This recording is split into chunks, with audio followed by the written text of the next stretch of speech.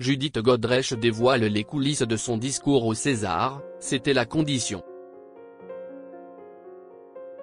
Dans l'édition de ce dimanche 25 février du Parisien, Judith Godrèche est revenue sur le discours qu'elle a prononcé au César le vendredi 23 février, dans lequel elle a dénoncé les violences sexistes et sexuelles dans le milieu du 7e art.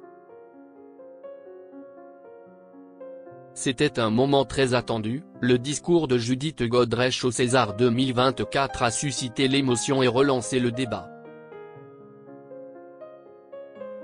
Encore une fois, l'actrice de 51 ans a montré que, pour elle, le temps du silence est bel et bien révolu.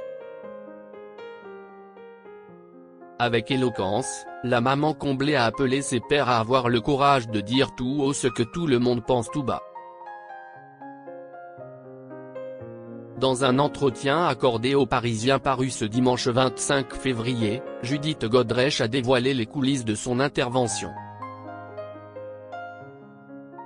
Expliquant avoir beaucoup hésité, elle précise la seule exigence qu'elle avait fixée, que personne ne lise son texte au préalable.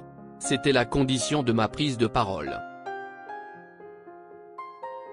Si la comédienne s'est rendue à l'Olympia la veille de la cérémonie, ce n'était donc pas pour répéter son discours, mais pour voir le plan de salle. J'avais besoin de savoir où serait assise ma fille Tess pour pouvoir repérer d'où ancrer mon regard si je commençais à perdre mes moyens. Avant avoir eu une petite statuette d'ange doré que mon fils m'a donnée dans la poche, Judith Godrèche admet sans embâche que ce moment avait été très angoissant, évoquant son impression d'entrer dans une forteresse complètement fermée où elle n'était pas forcément la bienvenue.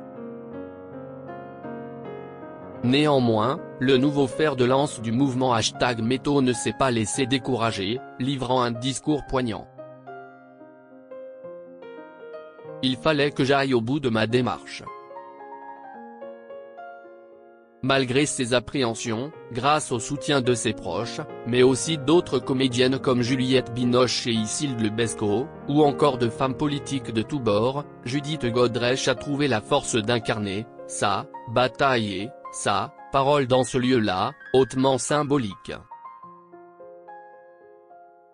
Un discours qui, elle l'espère, contribuera à faire changer les choses en mettant un terme à l'omerta sur le sujet, mais aussi en entraînant la mise en place de mesures concrètes pour faire changer les choses.